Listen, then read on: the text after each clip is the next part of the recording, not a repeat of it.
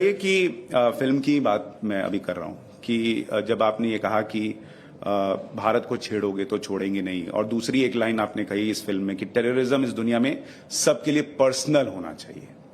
लेकिन अभी हाल में ही हमने रिसेंटली देखा कि टेररिज्म भी पर्सनल लोग नहीं बना रहे, उसमें भी लोग धर्म का एंगल देख रहे हैं कि जब ये कहा जा रहा है कि हमास एक टेररिस्ट ऑर्गेनाइजेशन है और वो महिलाओं बच्चों को मार रहा है, ये टेररिज्म है, उसमें भी कुछ लोग या तो हमास की तरफ से आंखें मोड़ रहे हैं या उसमें धर्म का एंगल लेकर आ रहे हैं कि फिलिस्तीनियों के साथ क्या हो रहा है और दुनिया में मुसलमानों के साथ क्या हो रहा है। क्या आपको लगता है ऐसे लोग ही टेररिज्म को बढ़ावा देते हैं? अपने देश में जो ऐसे लोग हैं उन पर आपका थॉट प्रोसेस क्या है?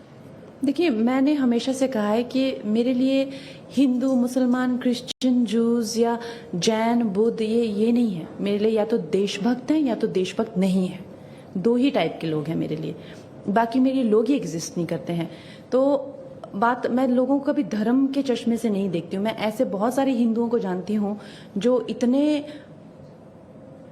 गिरे हुए हैं, इतने नीच हैं कि आप सोच भी नहीं सकते वो कितने नीच हैं।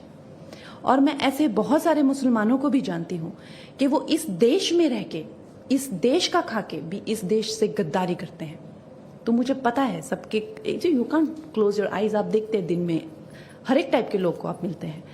तो जहाँ तक इंसानियत की बात है और जहाँ तक मुसलमानों को कैसा ट्रीटमेंट हो रहा है वर्ल्ड में सबसे ज़्यादा कंट्रीज जो हैं अभी, आई थिंक अगर आप गूगल करें तो उससे ज़्यादा अच्छा डेटा मिलेगा, 85 से ज़्यादा कुछ हैं जो क्रिश्चियंस की हैं, और उससे फिर सेकंड नंबर पे यानी 70 या कुछ 80 से ज़्यादा जो है मुस्लिम कंट्रीज हैं पूरी दुनिया में। और जूस जिनको मार के काट काट के टुकड़े कर के उनके फेंके थे वर्ल्ड वॉर 2 में, उनके लिए एक कंट्री नहीं है। एक छोटा सा मणिपुर जितना छोटा सा हिस्सा देके उनको राजी नहीं है। उनके खून के प्यासे हो रहे हैं। तो क्या ये मानवता है? क्या उनको छोटा सा हिस्सा नहीं दे सकते?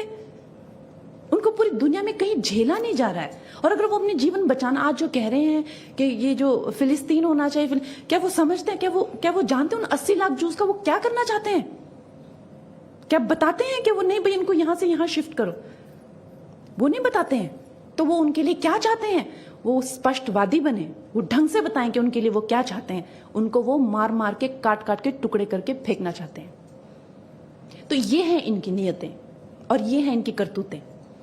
तो जो आतंकवादी हैं वो आतंकवादी ही रहेंगे। और हमें मानवता के अधिकार से ये अधिकार बनता है कि अगर हिंदुओं का पूरे देश में एक भी देश नहीं है, कहाँ छोटा सा नेपाल है जिसको भी हिंदुस्तानी कंसीडर करो, जिसको भी भारत ही कंसीडर करो, सिर्फ भारत है। तो उसी तरह से भारत में जहां पे हिंदू सुरक्षित फील करते हैं, तो क्या इनको जूस को हक नहीं है कि एक देश होना चाहिए जहां पे वो रह सके? आप हमास को टेररिस्ट ऑर्गेनाइजेशन मानती हैं? वो उनका हक भी छीन, ऑफ कोर्स वो टेररिस्ट ऑर्गेनाइजेशन है। हाँ, कुछ लोग कह रहे हैं कि भाई जो फिलिस्तीनियों के साथ हुआ उसका रिपरकशन है। ये बड़े बड़े नेता महबूबा मुफ्ती से लेकर कई लोगों ने कह दिया कि जो फिलिस्तीनियों को दबाया गया उसके प्रतिकार के रूप में ये निकल कर आया है जो हुआ है। तो हर एक, मैं वही कह रही हूं कि कश्मीरी पंडितों के साथ क्या नहीं हुआ? किसी पंडित ने कभी उठाई बंदूक? किसी पंडित ने क्या कभी बारूद उठाया? नहीं उठाया ना, नहीं उठाया। ये आपका चरित्र होता है, ये आपका चरित्र होता है। अगर आज मेरी बहन पे एसिड अटैक हुआ था, 2006 या 7 में हुआ था, उस इंसान को मेरे पास लाया जाए और मुझे कहा जाए या मेरी बहन के सामने रख दिया जाए कि कोई कार्रवाई नहीं होगी आप पे, आप इस पे एसिड फेंको, तो क्या आप फेंक पाएंगे? हम नहीं फेंक पाएंगे। हमारे दिल में कितनी भी नफरत हो, हम नहीं फेंक पाएंगे।